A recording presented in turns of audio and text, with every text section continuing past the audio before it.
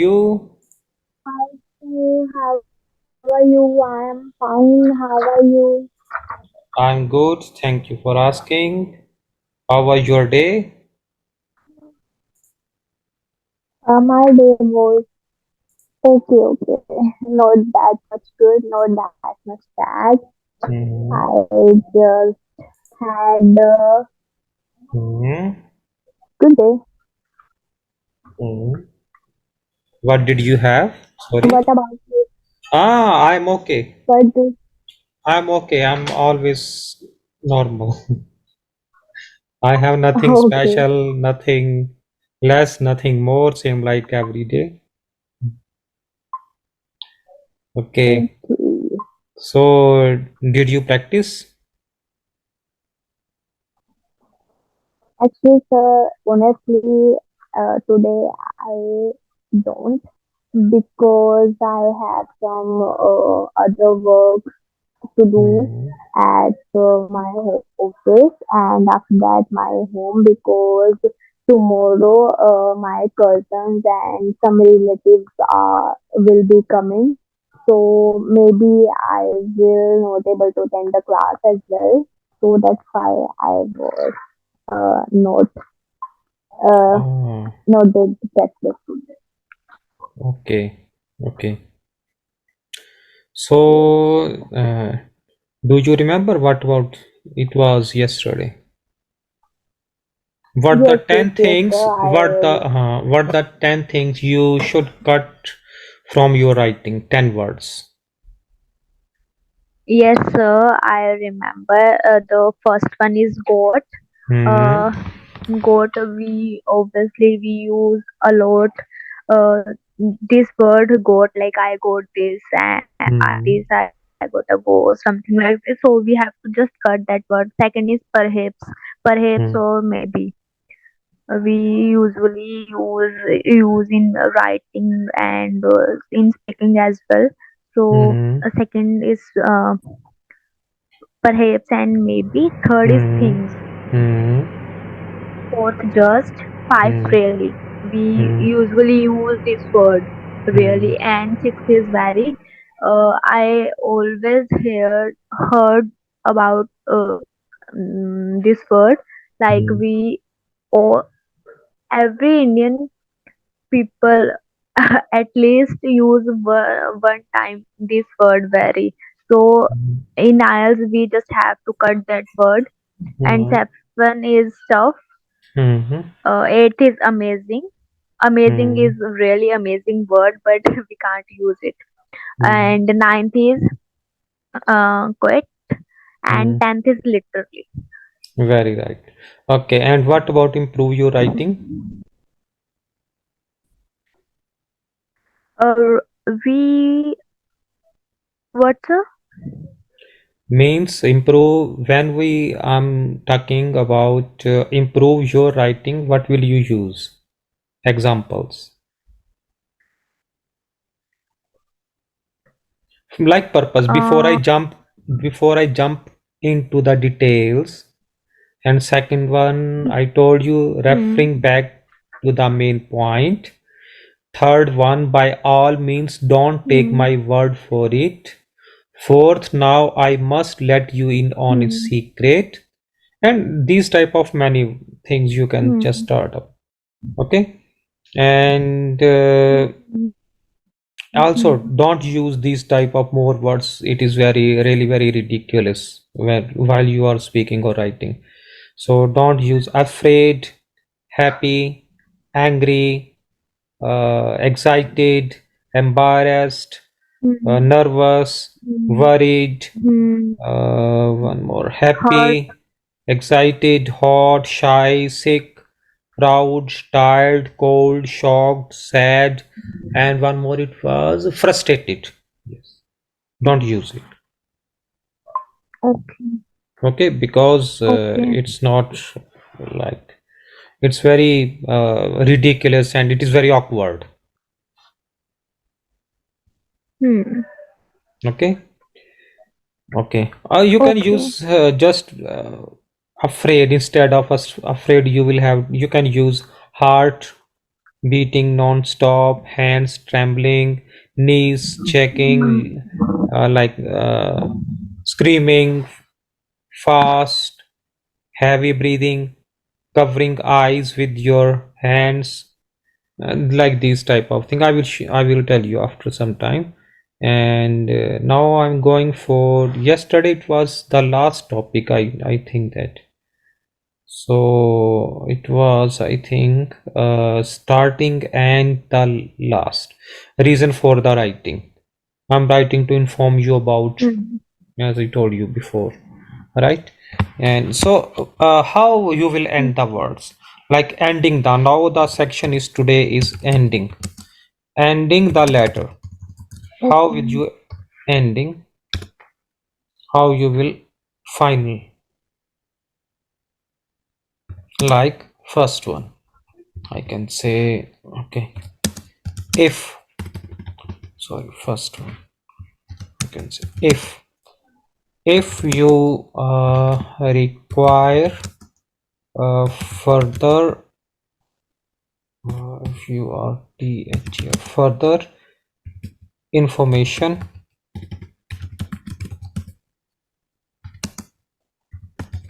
please don't hesitate to ask.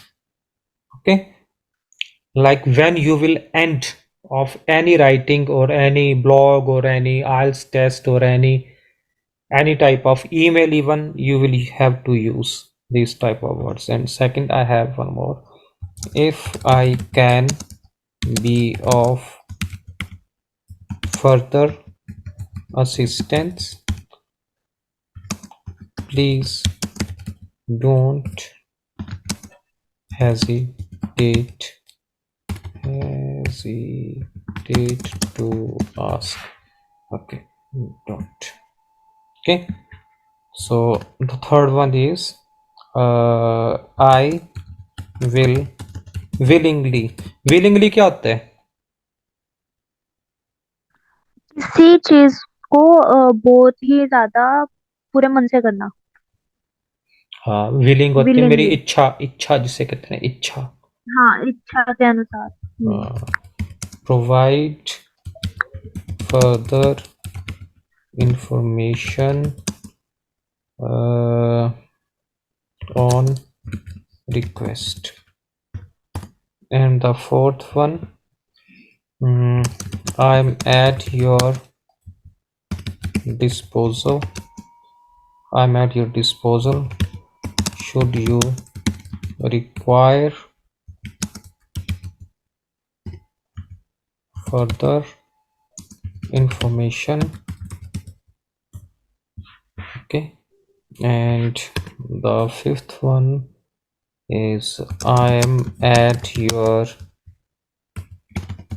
disposal. I'm at your disposal should you need further assistance. And the sixth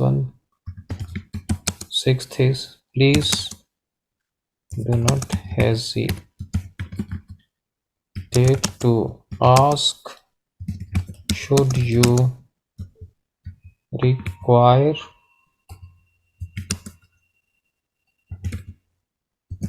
further information. Okay, so these type of things you can use at the end. You can have a look here. If you require further information, please don't hesitate to ask.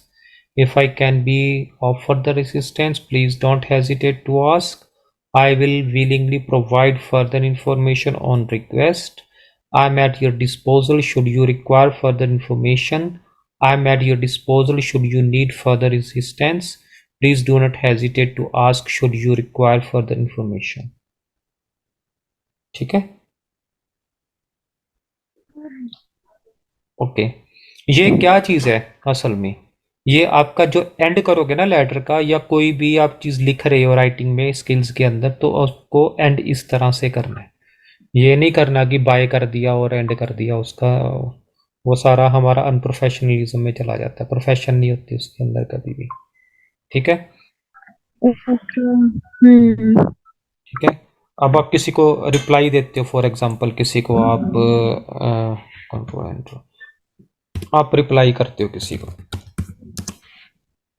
कोई भी चीज़ आपको पूछ ली गई है या आप लिख रहे हो तो आप रिप्लाई करोगे, तो like I just got your request, request for, उसके आगे जो लिखना है आपने लिख देना इसके ऊपर बिंदास, ठीक है। या आई जस्ट, वेरी जो प्रोफेशनल मैंने अपनी लाइफ में देखा वो इस तरह से लिखते हैं, I just read your article, letter, email, जो भी आपने लिखना है यहाँ पे, email about, okay, as we discussed I would like to send you, ठीक है। और कौन सा याद आ रहा है मुझे, हाँ एक था हमारा थैंक यू, तो हमने करना है थैंक में यू में स्पेस देके, sorry, thank you for your reply, या thank you for your email, thank you for your post, thank you for your topic that you have given me a chance to speak, so and आप ऐसे भी लिख सकते हो इसी के आगे, थैंक्स फॉर योर जो भी है पोस्ट या जो भी था ईमेल, इनके बाद एक और लाइन ऐड कर देना। इसको करने के बाद जो भी आता है ना कि जो भी चीज़ आगे चलती जाएगी वो आप इसकी जगह आप लिख सकते हो, ठीक है।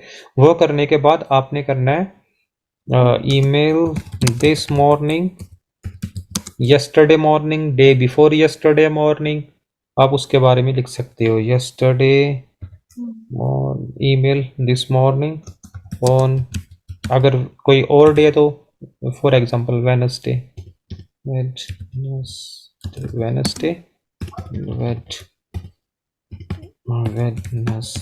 Wednesday, okay.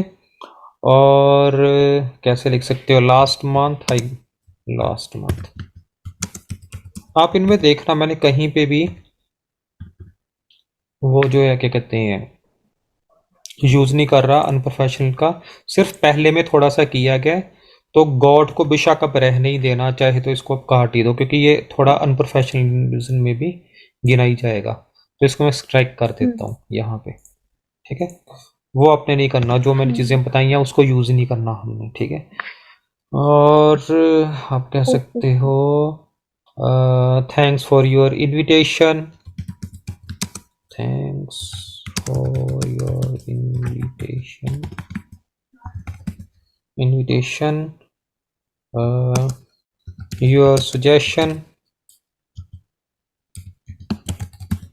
your suggestion, और गलत लिख दिया, सफेशन लिख दिया मैंने सजेशन की जगह ये अपने आप ही ठीक कर देगा, okay suggestion, thank you, thanks for your quick reply, आप कई लोग होते हैं ना फास्ट उसी टाइम रिप्लाई देते हैं, अपने मैसेज भेजा 9:15 पे, 9:18 पे आपको रिप्लाई भी मिल जाता है कई बार, तो thanks for your quick reply उनके लिए आप यूज करोगे, ठीक है। Okay, thanks for getting back to me so quickly, मैं हर एक या दो उदाहरण आपको जरूर दे रहा हूँ ताकि आप उसे करते जाओ, ठीक है। Thank you for reaching, thank you for reaching out,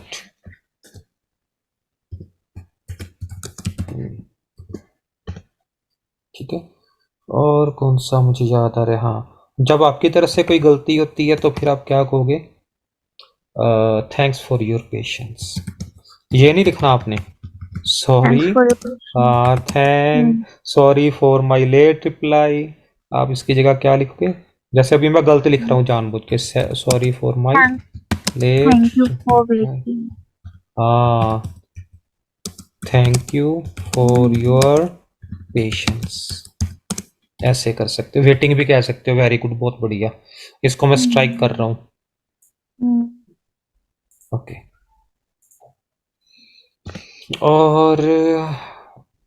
और इस तरह से हम ना काफ़ी चीज़ें बना सकते हैं, ठीक है। कुछ और चीज़ें याद आ रही हैं तो मैं आपको ये कह सकता हूँ इसमें। आई अपोलोजाइज, ये बहुत अच्छा वर्ड है। I I apologize. Apologise, I apologise, ये बहुत प्रोफेशनल वर्ड है। For the late response, for the late response, ठीक है। ओके। और था हमारा I apologise, I apologise for the late response हो गया। और कौन सा आ रहा है याद? so long, apologize for so long, for so long to get back to you, to get back to you, ठीक है। एक ये हो गया, एक हो गया I was very, I was very, I feel apologize। चलो अपोलोजाइज वाले बहुत हो गए, अब हम आगे बढ़ते हैं। अपोलोजाइज वाले नहीं करते जाएंगे हम, ठीक है। Okay. Please accept our, our जो भी है सुजेशन, या जो भी अपोलोजाइज भी लगा सकते हो उसमें भी आप। ये इतना प्रोफेशनल वर्ड है कि हर चौथी पांचवी जगह पे आपको ना मेल में या आर्टिकल में आपको मिलेगा ही मिलेगा, चौथे पांचवें आर्टिकल में। अपोलोजाइज,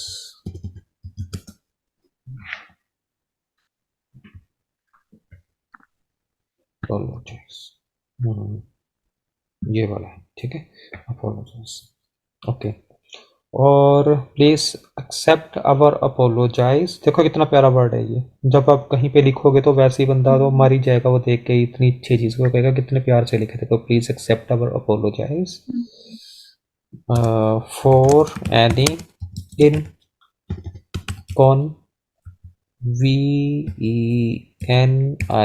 इनकन्वीनियंस कॉस्ट, कॉस्ट होता है कारण, ठीक है। Very good, okay. And I did not नहीं बोलना कभी, आई डिडंट बोलना आज के ज़माने की तरह। आप बोल सकते हो, लेकिन अगर आइल्स का एग्जाम है तो प्रॉपर बोलना आई डिड नॉट या आई डिड नॉट, जो भी है, आई डिड नॉट, ठीक है।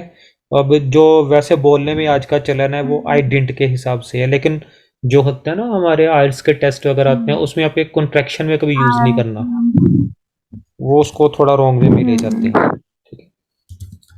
जैसे मैंने यहाँ पे तो डू नॉट लिखा है ना, तो आपने ऐसे लिखना है वहाँ पे। ये ट्रिक्स होती हैं उनकी भी, ठीक है। फुली अंडरस्टैंड, ठीक है। बोलने में तो हम ये भी बोलते हैं आई वाना, आई गोना, पर वो एक्सेप्ट नहीं करते, वो नेगेटिव मार्किंग वो देती नहीं है, बैंड नीचे ले जाती हैं ऐसी चीज़ें, हालांकि आपको बहुत कुछ आता होता है, ठीक है। Could you please explain that again. अगर कुछ समझ नहीं आया तो आप इस तरह से आप उसको यूज कर सकते हो। आई डिडंट, नहीं, ये वाला पॉइंट नहीं होगा। Could you be more specific, ये कहाँ पे यूज होगा? ये वहां पे यूज होगा जहां पे आप किसी चीज की क्लैरिफिकेशन ठीक ढंग से मांगना चाहते हो। Can you be specific, specific होता है विशेष, ठीक है, विशेष। Could you repeat, could you repeat what you said. अभी जितनी नीचे लाइनें चलता जा रहा हूँ ना, थोड़ा थोड़ा उसमें प्रोफेशनलिज्म कम होता जाएगा। सबसे ऊपर वाली लाइनें बहुत प्रोफेशनलिज्म में है, ठीक है। If you could please shed some light, ये भी ठीक है, ऑन दिस टॉपिक, ठीक है। So can I ask you one thing? Yes sure. Hello. हाँ जी हाँ जी, पूछो। So, what do you think? What I am on which level? Like, am I able to crack the IELTS exam? Hmm, honestly, Yes. ah, देखो इसका तो simple सा आपको एक ही answer मिल सकता है। देखो, आपने आइल्स का वहाँ पे जो Hmm. आपकी जो तैयारी कराते हैं कोई ग्रे मेटल्स वगैरह वाले या टच स्टोन वाले, तो आपने कभी वहाँ पे जो रफ टेस्ट होते हैं जो उनका आर्टिफिशियल टेस्ट होते हैं वो आपने दे के देखे हैं कभी? So, honestly, I attended. I was attended. I was attend online sessions like that Hmm. is for 1 hour or one and a half hour. Okay, and from the last 15 days, I haven't attended the class because my mom got operate. So that's why stop. I stopped the classes, but after I will start my classes on Monday onwards. So Hmm. and I want to take my exam on January end. Hmm. So do you think am I crack that exam? I have no specific answer because sometimes people, okay, very clearly, according to me, you can get 5 bands.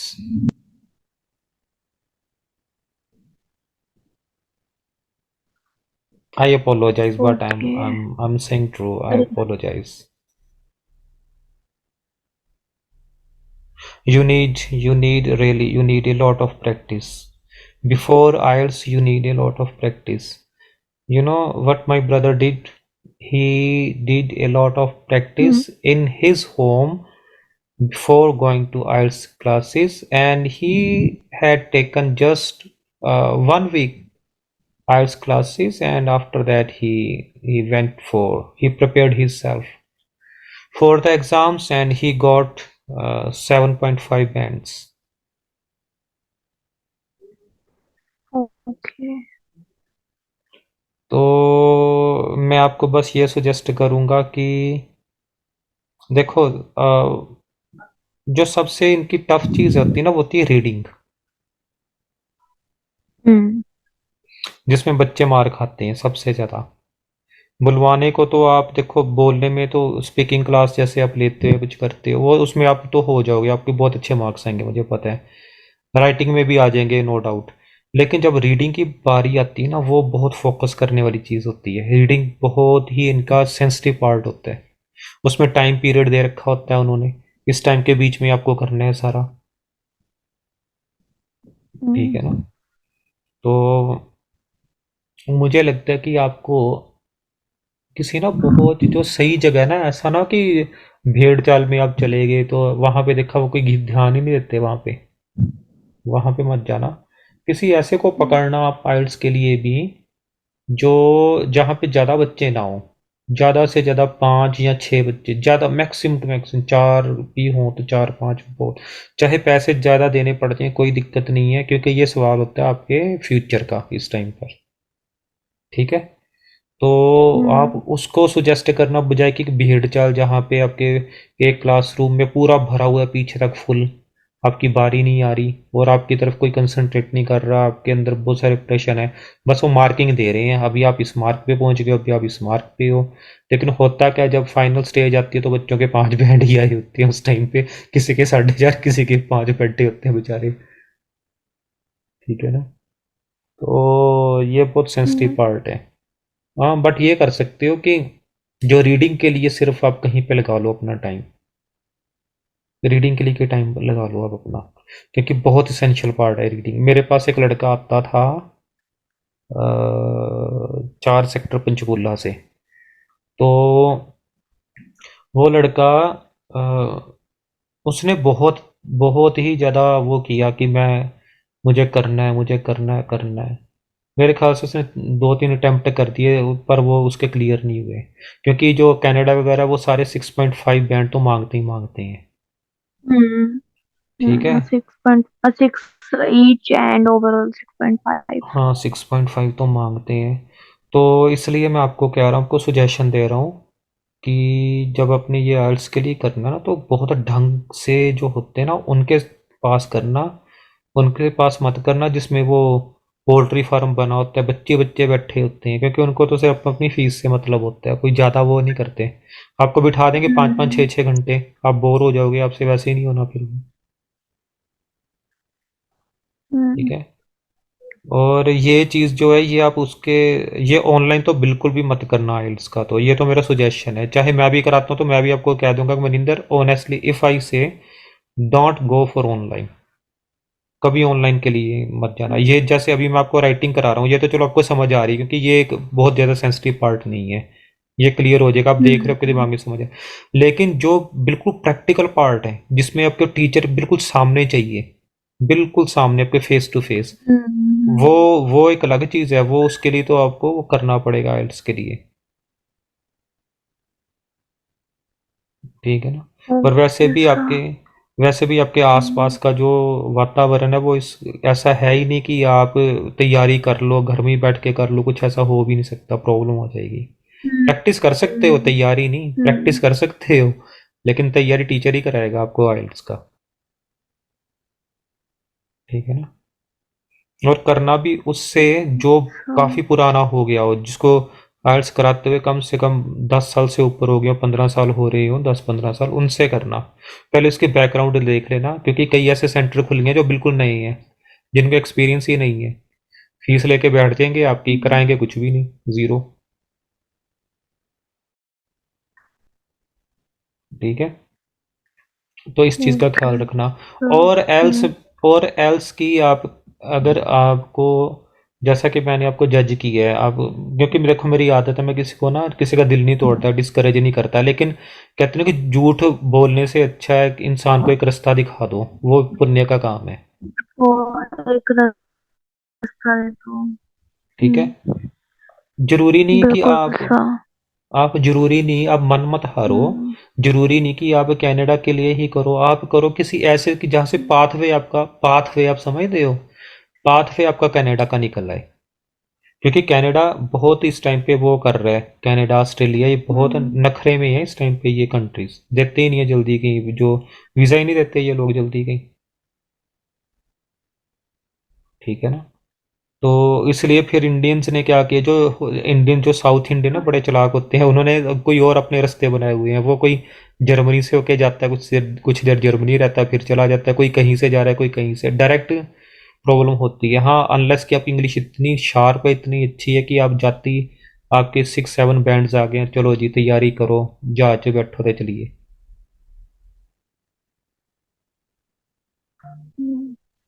ठीक है ना। तो ये तो आपने प्रश्न पूछा, इसलिए मैंने आपको इसका आंसर ये बताया है। ठीक है।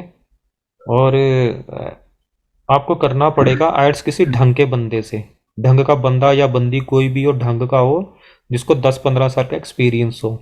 और उसमें भी आप देखो कि उसके पास जो पढ़ने वाले थे उनका रिजल्ट क्या है, उनके रिजल्ट क्या थे जो उनसे पढ़ के गए हैं।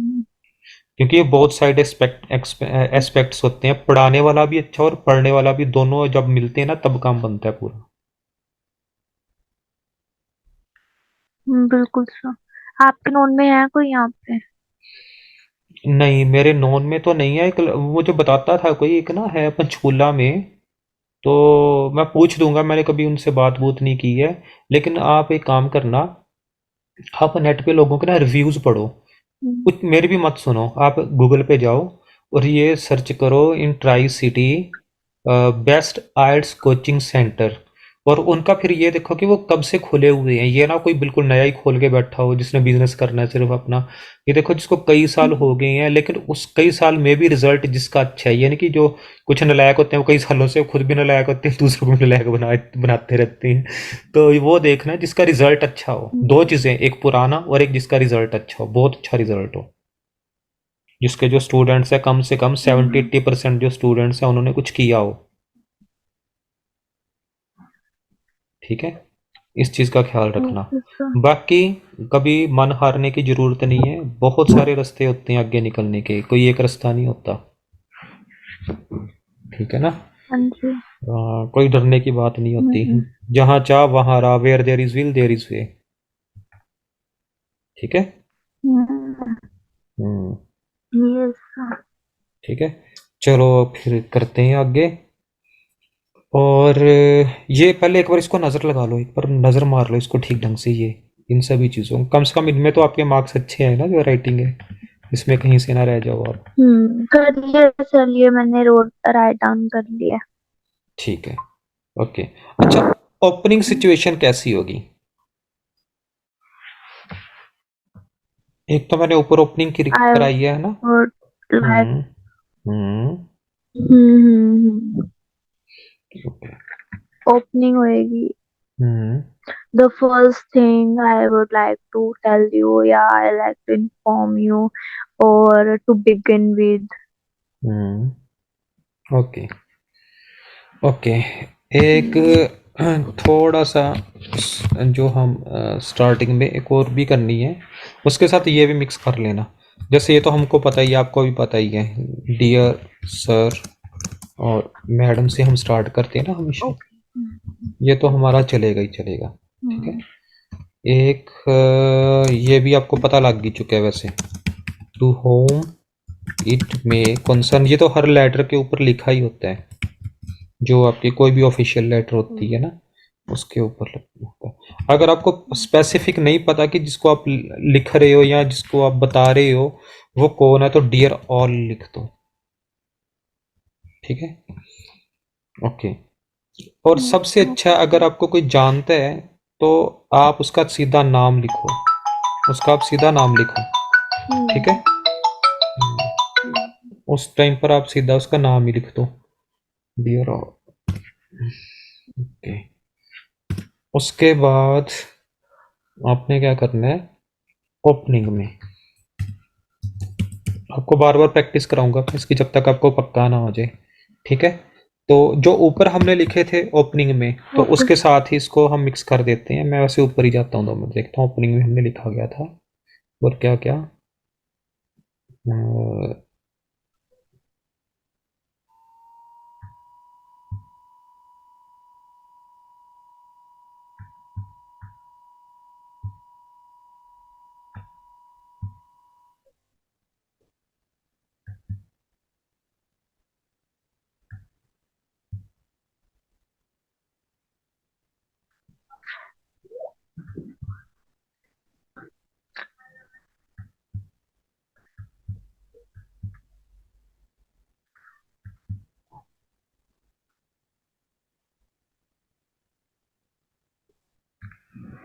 ओपनिंग का हमने कहाँ लिखा है, 2 मिनट। ओपनिंग ओपनिंग ओपनिंग तो कल किया था।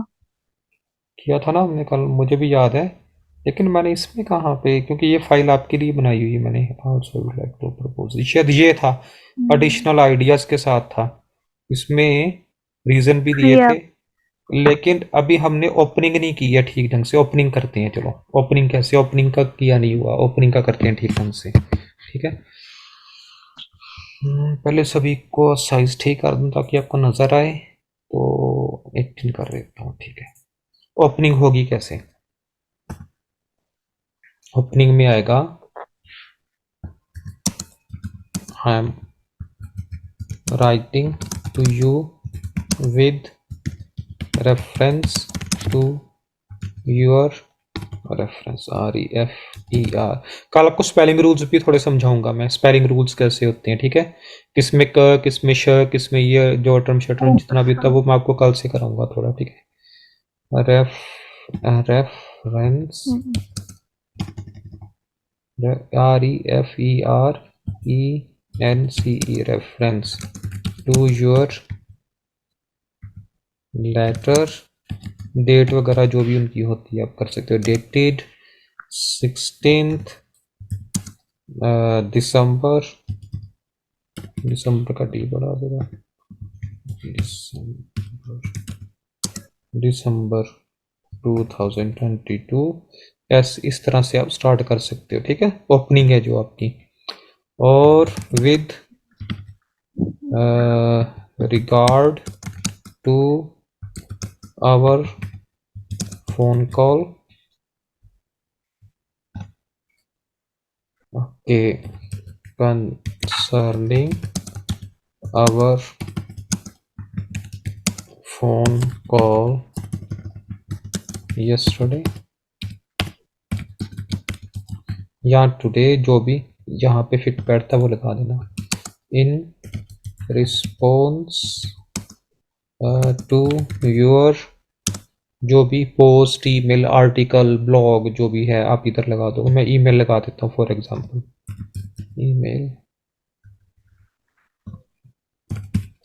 considering your quote, QUOTE होता है, कोट, ठीक है, ओके। ओपनिंग आपकी इस तरह से चलेगी। सुजेशंस सजेशंस होंगे आपके आपके I would like to offer you, suggestions के लिए ये I would like to offer you बना ही देते हैं, ठीक है। I would like to offer you to join our company, ठीक है। I would like you to join our company, एक तो ये बन गया। एक और बनाते हैं, we would like to interest you in the position in the sales and sales and marketing position, ठीक है, okay. we hereby send you our quote, we would like to let you have our most competitive offer। एक है आपका, we must suggest a change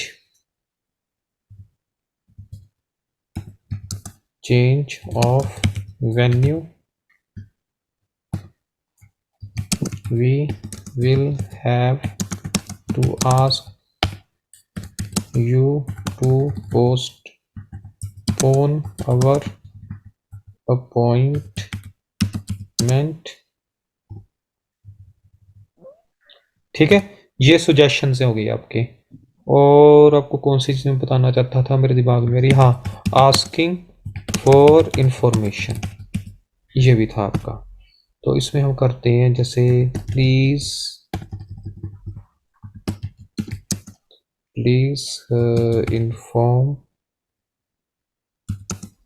inform me as to, ये आपको note मिल जाएंगे, ठीक है। me as to, okay, can you give me an आप अब जनवरी में क्यों जाना चाहते हो अपडेट? नहीं सर, जनवरी फरवरी में एग्जाम दूंगी तब जाके सितंबर तक फाइल लगेगी ना इसके लिए। हाँ हाँ हाँ, ओके ओके, ठीक है। Can you give me update, let me have your most competitive quote। ये किसके ले रहे हो कि आप इंफॉर्मेशन ले रहे हैं, पहले क्या था, कोई आपसे इंफॉर्मेशन ले रहा है, ठीक है। तो अब ये है आपका, okay, competitive quote, please help me understand, can we ask you, ये थोड़ा सा अनप्रोफेशनल है, कैन वी आस्क यू, ठीक है, ओके।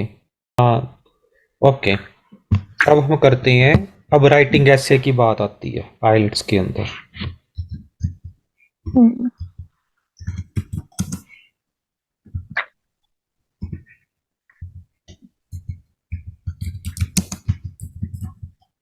ऐसे, अब इसके अंदर की ओपनिंग कैसे होगी? इसके अंदर की ओपनिंग है ऐसे, इसके अंदर आपको किस तरह से स्टार्ट करना है? It is often it is often said that many people claim that। Examples हैं ये आपके लिए, ठीक है? इस तरह से, हम्म, in this day and age, क्योंकि पता नहीं वहां पे, आइडिया नहीं है वहां पे कौन सी चीज आपको दे देंगे उठा के, तो आप पहले से प्रिपेयर नहीं हम्म, होंगे तो फिर आपके लिए प्रॉब्लम हो जाएगी, इसलिए ये प्रिपेयर करवा रहा हूं मैं। ओके। these days या प्रेजेंट डेज, प्रेजेंटली, करंटली, इनका भी आप यूज कर सकते हो, ठीक है? Okay.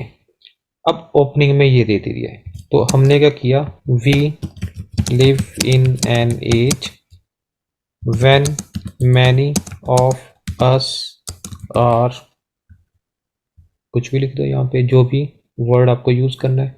Many of us are depressed, full of anxiety, ठीक है? इस तरह से, is hotly de sorry hotly debated topic that often divides opinion। Same एक इसी का ही ले लेते हैं, इसको ऐसे भी कर सकता हूँ, is often discussed, discuss,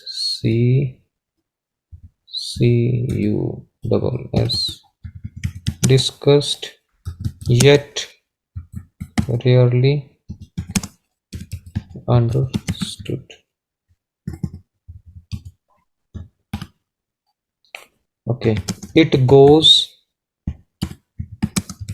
without saying, ये बहुत ब्यूटीफुल है, ये आइलेट्स में बहुत जगह यूज होता है। It goes without saying that is one of the most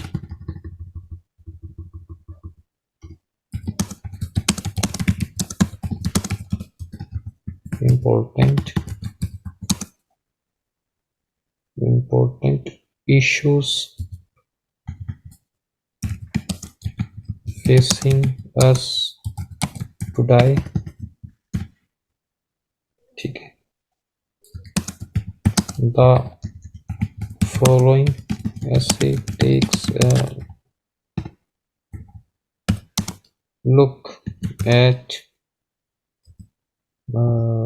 both sides of the argument, ठीक है? ओके, देखो, जैसे इसकी इंग्लिश क्या बनाओगे कहने में? नहीं, मनिंदर मेरी अच्छी स्टूडेंट है, ये भी कोई कहने की बात है? she is my good student.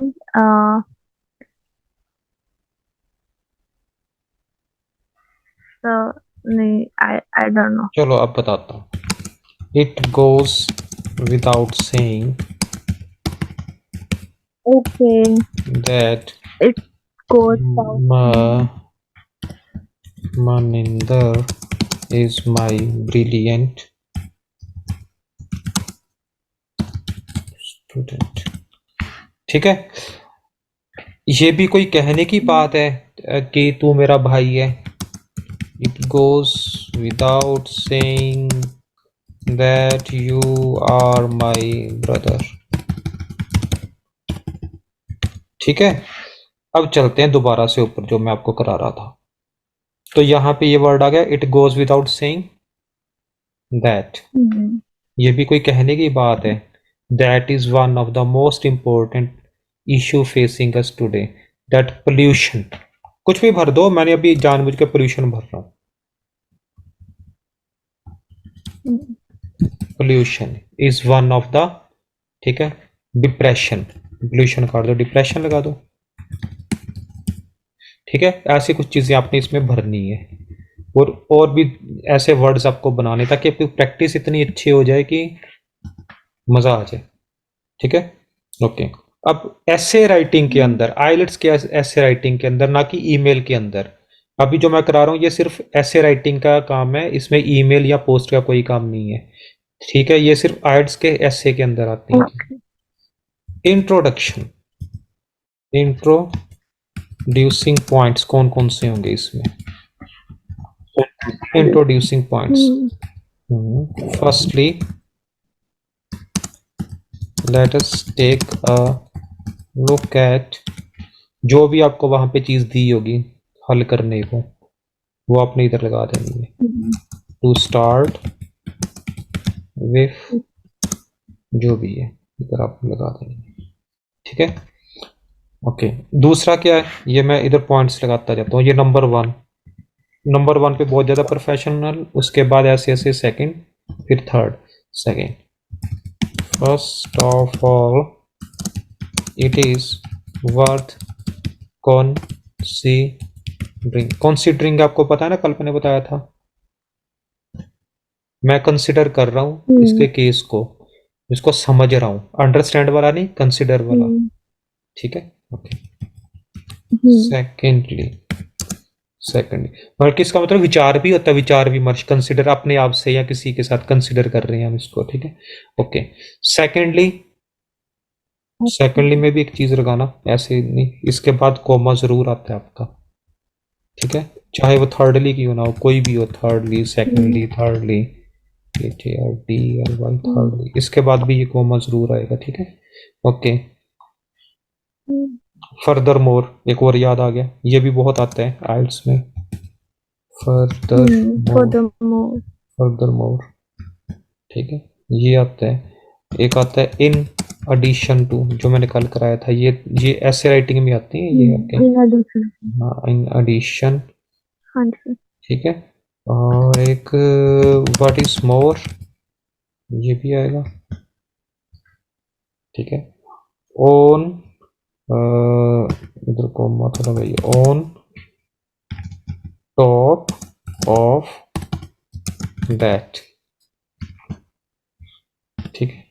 और कौन सा याद रहे, हाँ, अनदर पॉइंट, इसी के बीच में ही है, फोर्थ पॉइंट नहीं, इसी के बीच में ही है, another point, another point,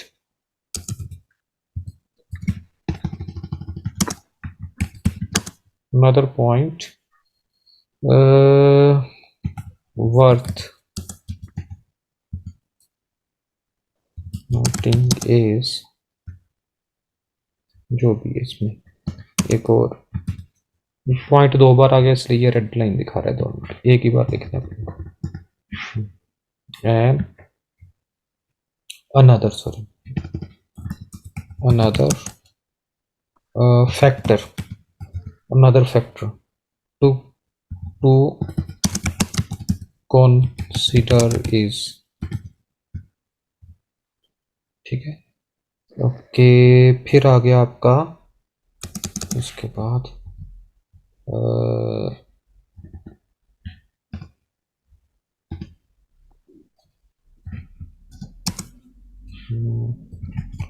lastly, ठीक है, आखिर में, या आप लगाओगे लिखते हुए फाइनली, उसके बाद आप या उस जब भी अपने नट शेल देना है उसके साथ में आपको आप ये लगा दोगे तो बहुत अच्छा हो जाएगा इसके साथ में, लास्ट बट नॉट लीस्ट, आखिर परंतु पूर्ण नहीं है, आखिर नहीं है, यहाँ पे आखिर होने के बावजूद भी ये नहीं है, ठीक है। ओके, ओके, अब उसके बाद जब भी आप आइल्स की क्लास में वैसे जाओगे तो उनको आपको वो ये भी कहेंगे प्रेजेंटिंग आइडियाज क्या होते हैं, प्रेजेंटिंग आइडियाज आपको जो लिखने पड़ेंगे, presenting ideas and giving examples। ठीक है, ये कौन कौन से हैं? ये हैं आपके when it comes to noun, या जीरेंड लगाओगे। आपको पता है जीरेंड वगैरह क्या होते हैं, और क्या नाम है उसका, भूल गया मैं। एक जीरेंड होते हैं और एक जीरेंड के साथ के होते हैं, मेरे दिमाग से निकल गया, 2 मिनट। याद आ जाएगा मुझे, चलो खैर। जीरेंड होते हैं जिसमें आपके आईएनजी का वाले प्रयोग होते हैं, लेकिन ये प्रॉपर आईएनजी ऐसे नहीं होते कि इसमें कर्म आईएनजी होता है। इसमें जो कर्म है वही आपका सब्जेक्ट का काम करता है जीरेंड के अंदर। ठीक है, वो मैं आपको करा दूंगा, चाहे तो अभी लिख लो कि सर मुझे करा देना जीरेंड वाला चैप्टर अपनी नोटबुक पे। ठीक है, ओके सर। हाँ, वो मैं आपको करा दूंगा, ओके। क्योंकि अभी लिंक बना हुआ है ना, तो अभी तोड़ दूंगा लिंक, तो वो एक साइड पे ही रह जाएगा काम। ठीक है, ओके। विद रिस्पेक्ट टू जो भी नाउन, नाउन तो पता ही है आपको, मनिंदर, चेयर, टेबल, ये सारे नाउन है आपके। ठीक है, नाउन, फिर से जीरेंड यहाँ पे लगा सकते हो, यहाँ पे विद रिस्पेक्ट टू। ये प्रेजेंटिंग आइडियाज हैं एग्जाम्पल्स के साथ में, जो आप प्रेजेंट करोगे, when it comes, with respect to. ठीक है, ओके। एक इन टर्म्स ऑफ, ये बहुत यूज होता है, इन terms of, in terms of, in terms of, इसके साथ भी आपको नाउन या इधर आपने जेरेंड का प्रयोग करना है। देखो जैसे मैं कहता हूँ इन टर्म्स ऑफ स्मोकिंग, आप कहोगे कि सर आप लिख तो रहे हो, मुझे एक एग्जांपल भी दे ही दो ना। तो एग्जांपल भी दे दो। In terms of smoking,